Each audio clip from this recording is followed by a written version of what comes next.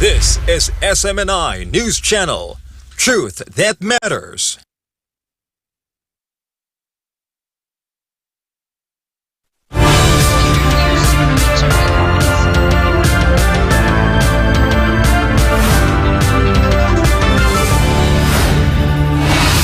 In the headlines, in the Philippines, the National Police is under fire following its press conference, claiming that they use maximum tolerance in their supposed peaceful serving of an arrest warrant of Pastor Apollo Siquiboloy.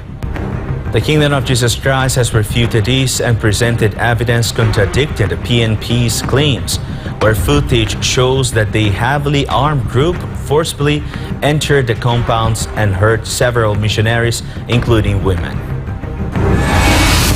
Meanwhile, Attorney Salvador Panelo expressed his strong disapproval towards the Philippine National Police, asserting that what they have done in the KOJC raid was not maximum tolerance, but maximum abuse. And the leadership of Jose Maria College Foundation Incorporated, together with its students, parents, and employees, considered the serving of arrest warrant against Pastor Apollo Siquiboloy as an overkill. I'm Deivid Lira, Newsline World. It starts now. First in the news, evidence presented by the Kingdom of Jesus Christ contradicts the Philippine National Police's assertions that their violated raid of the compound was lawful and conducted with maximum tolerance. Let's hear more from Hannah Sancho. The Kingdom of Jesus Christ has presented evidence contradicting the Philippine National Police assertions that a violent dawn raid on their compound was lawful and conducted with maximum tolerance. This comes after Police Major Catherine Dela Rey, spokesperson for the Regional Police Office Davao Region, defended the operation during a press conference in Davao City. According to Major Dela Rey, the raid was a response to being hit by a water cannon while attempting to serve a warrant of arrest for Pastor Apollo Siquiboloy and 5 others. However, CCTV footage from June 10 at 3:55 a.m. shows the claim to be false. The video reveals that as hundreds of heavily armed PNP and Special Action Force soldiers prepared to enter the KOJC compound, 9 SAF soldiers climbed a ladder over the gate and were met by KOJC missionaries rushing from their morning prayers. KOJC security guards had earlier requested a search warrant from the PNP. When the officers could not produce one, the guards informed them to wait for the Kingdom's lawyers. Despite this, the PNP ignored the request and proceeded to set up ladders to enter the compound. As more soldiers forced their way in, KOJC missionaries formed a human barricade to prevent the illegal entry. The escalation continued as more SAF soldiers entered, resulting in injuries to several missionaries, including women. Attorney Kay Laurente, KOJC counsel, noted that one woman was injured on her face by a military boot, and 2 male missionaries were also hurt. Faced with the aggressive incursion, the KOJC missionaries resorted to using a water cannon to defend themselves. Attorney Laurente also challenged Major Dela Rey's claim that the PNP had no choice but to break the gate at the Glory Mountain property of the KOJC and Tamayong Mount Apo, because the missionaries did not allow them to enter. According to Laurente, the soldiers did not have a search warrant and were told they could enter once one was produced. The soldiers refused and violently broke down the gate. As the soldiers entered, they dispersed a group of indigenous missionaries and farmers gathered at the gate, resulting in injuries. Sonia Advincula, a full-time Kingdom of Jesus Christ missionary, reported that 6 missionaries were hurt, including minors accompanying their parents. The PNP announced plans to press charges against 6 missionaries for obstruction of justice. However,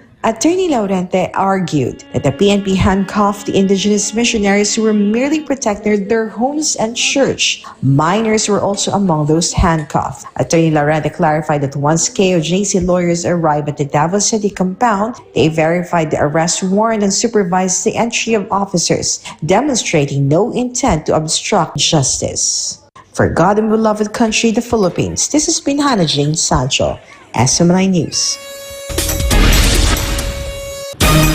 Attorney Panelo has a strong message for the Philippines National Police, including its spokesperson, after the government agency released a statement regarding its serving of a warrant of arrest against 6 individuals in various properties of the Kingdom of Jesus Christ. Sarah Santos has the rest of the details. Hindi mo nakikita yung maximum tolerance, ano? Nagamit ba? Yung word na maximum tolerance? Ano bang maximum tolerance? Maximum abuse meron. Maximum tolerance. This is what the Philippine National Police or PNP insisted it had applied when it put 5 Kingdom of Jesus Christ or KOJC properties under siege and even forcibly entered some on Monday, the 10th of June, contrary to what had actually happened that day. Former Chief Presidential Legal Counsel Attorney Salvador Panelo strongly opposed the PNP's statement as he believes that maximum abuse was applied rather than maximum tolerance. It can be remembered that past 3 in the morning on Monday, the PNP surrounded the central headquarters of KOJC. Authorities in full battle gear used force against defenseless missionaries, something that was strongly condemned by several groups and individuals from all over the world. Meanwhile, Attorney Panelo has a message for the spokesperson of the PNP. Alam mo yan si Colonel Pardo, puro kabalus na ganyan sinasabi. You don't even understand what you're saying. Kasi sabi mo, maximum tolerance. You don't even understand what maximum tolerance means. Ginamit siyang maximum tolerance sa panahon nung ama ng presidente natin. Kasi yung mga aktivista nun, palaging nagrarally. At mainit ang rally. Kaya sabi, mga panahon na yun, huwag kayo masyadong mag-react dyan sa mga demonstrador na yan. Kailangan maging tolerant kayo, maximum.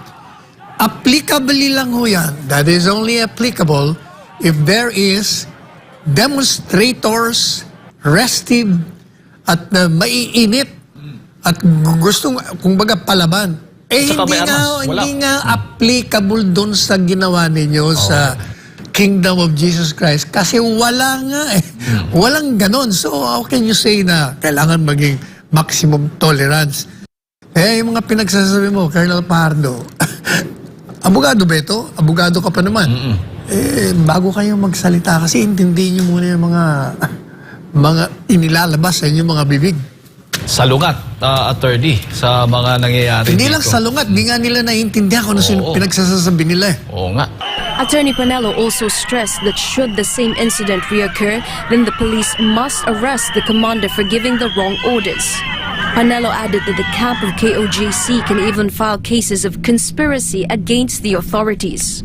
Alam po ninyo, ang payo ko dyan sa mga pulis, pag ang utos sa inyo ay illegal, mali, irregular, arestuhin ninyo yung inyong commander pagkat iyan ang trabaho ninyo, pairali ng batas.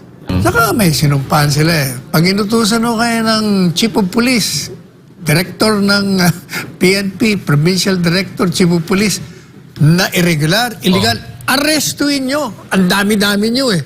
Pag maliw, ang mga kababayan natin ay nasa harapan ninyo, nasa likod nyo, nasa tabi nyo. Kung akong pulis, o kami ang mga pulis, uutos ka ng mali, arestuhin kita. Ikaw ikulong ko. Dapat to ganyan maging attitude yung mga pulis. Alam mo yung operation na yan, hindi yan maisasagawa ng walang utos nitong mga nasa taas sa kanila. So isama yon sila. Pero sila. Attorney, para sa'yo, conspiracy. It can be remembered that the inhumane invasion carried out by the authorities in KOJC compounds took place 2 days before the 12th of June, the day of the Philippine Independence Day. President Ferdinand Marcos Jr. released a statement for the 126th national celebration, and immediately Attorney Panelo reacted to this. Sabi pa naman ng Pangulo, Attorney, ngayong araw ng kalayaan, true spirit of freedom lives in every Filipino. Ba't alam nyo, madaling sabihin mo yan. Kailangan sa loob mo, ibuhay mo, walk your talk, and sing your song. For God and my beloved country, the Philippines, this has been Sarah Santos, SMNI News. The leadership of the Jose Maria College Foundation Incorporated, together with its students, parents, and employees, find the serving of the arrest warrant against Pastor Apollo Sikibaloy as an overkill. Hanajan Sancho is back for more news.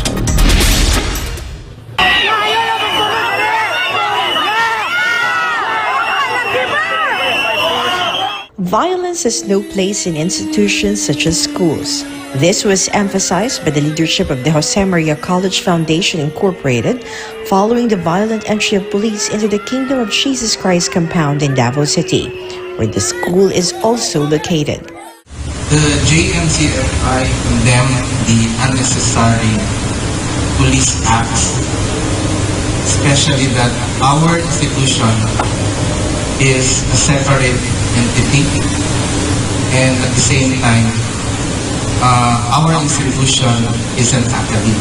If there are actions, harassments that happen in our institution, then that could be a violation of a basic fundamental right to education. Dr. Felix Chavez Jr., the president of JMCFI, stressed that the authorities should have respected JMCFI as a school and a sanctuary of peace. This statement came after the overkill in serving the arrest warrant against Pastor Apollo Sikibaloy. JMCFI, a separate entity, was also entered by armed authorities. The presence of police in the school and their search activities affected the mental health of the students. Even if it happened during dawn, okay, but the impact may not be somehow felt in person. So the impact can be mental or psychological because our students are loyal. If they can see that one in the social media that our school is actually being somehow attacked, okay, so that can create fear in their mind, and at the same time also it can induce stress, okay, and anxiety. Did the authorities violate any protocols by entering JMCFI to search for Pastor Apollo Sikibaloy? For Dr. Chavez, why was there no coordination by the authorities with JMCFI in the search for Pastor Apollo? First is, since JMC is a separate entity, there should be coordination also to the management of JMC. And we don't receive any papers or formal documents that there will be search in our institution. Kasi pumasok lang diretso sa JMC without any paper. For me, I am not aware that there is a notice of search. I don't have any documents of search. Since this is a separate entity, they should inform the management also. So with regard to possible violations committed by the police officers, we're looking at, for me personally, administrative liabilities, conduct unbecoming of a public officer, grave misconduct, because of the arbitrary, oppressive, and excessive use of force in the enforcement of the warrant. Attorney Nolasco also questioned the method used by the authorities to search for Pastor Apollo. What the police officers implemented were warrants of arrest and not search warrants, and there is a stark distinction between the two. No? An arrest must precede the search. Here, it seems like they're searching to effect an arrest. So it is obvious that when they conducted simultaneous raids in 4 different locations, they were really not certain as to where the person or persons they were trying to arrest, where their locations exactly are. How can this be explained to innocent children who see the police, whom they expect to protect them, as to ones causing fear? Of course, they are here to serve and protect, okay? Because as what I have mentioned, education is a basic human right. And if that particular right is violated, of course, they might have discouragement, particularly to the agency who are doing this kind of acts. So that is why during the debriefing process, we have also to ensure that to them that this particular situation will not happen again. Meanwhile, the legal community was shocked by the incident at the Kingdom of Jesus Christ compound. Of course, so on behalf of the legal community, we are also shocked beyond disbelief with the incident that had happened. Despite the incident, the leadership of JMCFI assured that the school's operations would continue. The members of the Kingdom of Jesus Christ continue to guard their headquarters in Davao City. They are not there because Pastor Apollos is inside the compound, but to protect the sacred place where they worship and consider their home. For God and beloved country, the Philippines, this has been Hannah Jane Sancho, SMNI News. Up next, Hamas has responded to Israel's ceasefire proposal after months of political deadlock. Negotiators are now evaluating the group's response to figure out their next move. The wildfires devastated Brazil's Pantanal, the world's largest tropical wetland, causing significant ecological damage. Efforts to control fires underscore urge need for environment protection. Stay tuned for more news.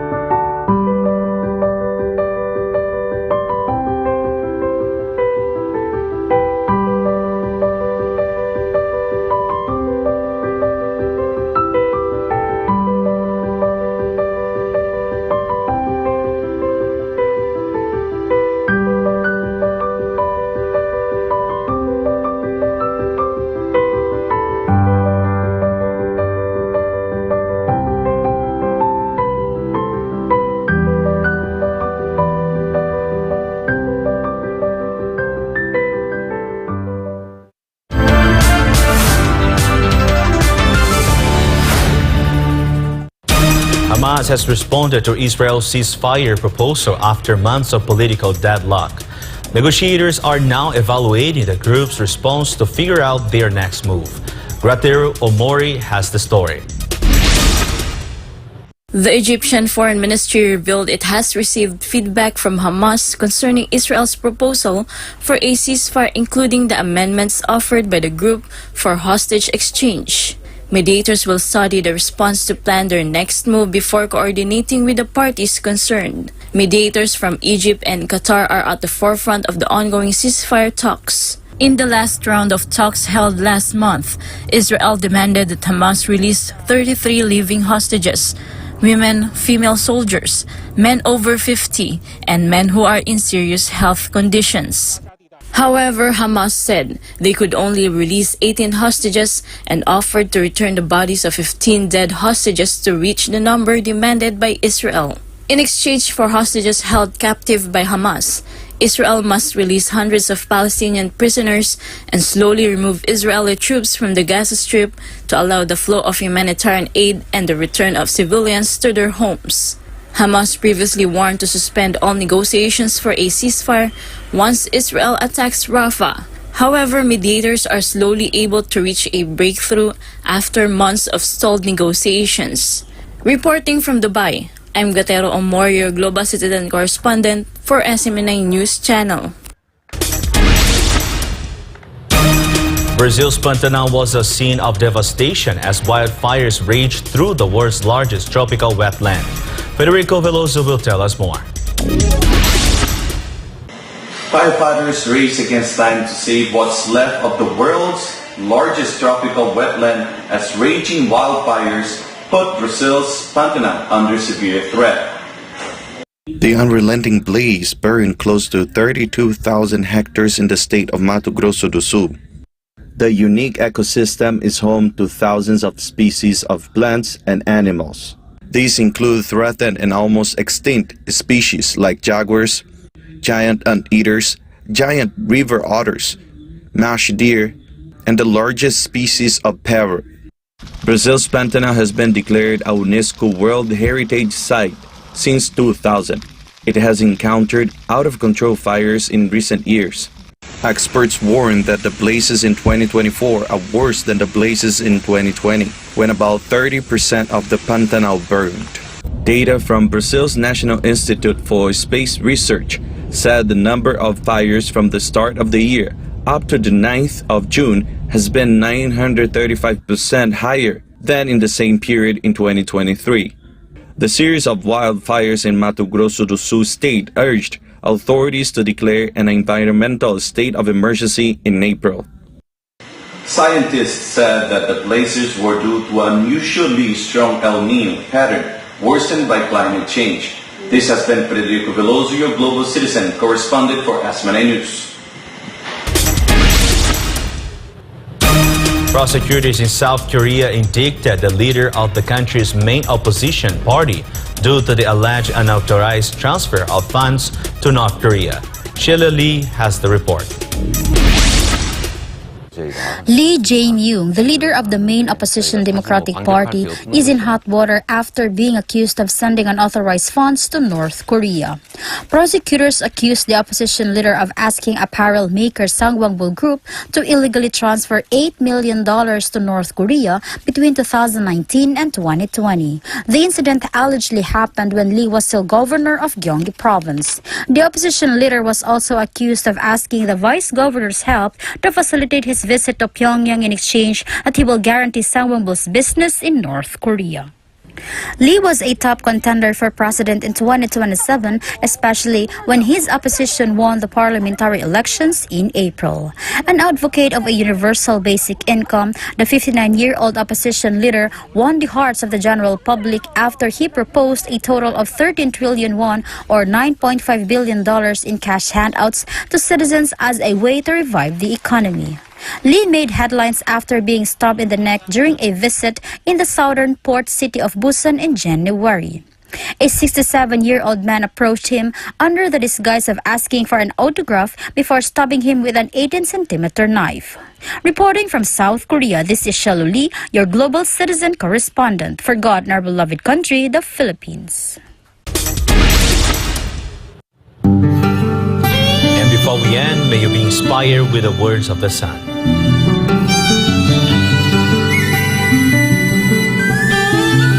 Injustice provokes God in His anger and invites His judgment. And that's all for this edition. For more updates, you may visit smninewschannel.com or follow us on our official social media accounts on Rumble, YouTube, Facebook, and Twitter. For God and Country, the Philippines, I'm Deivid Lira, and this is Newsline World.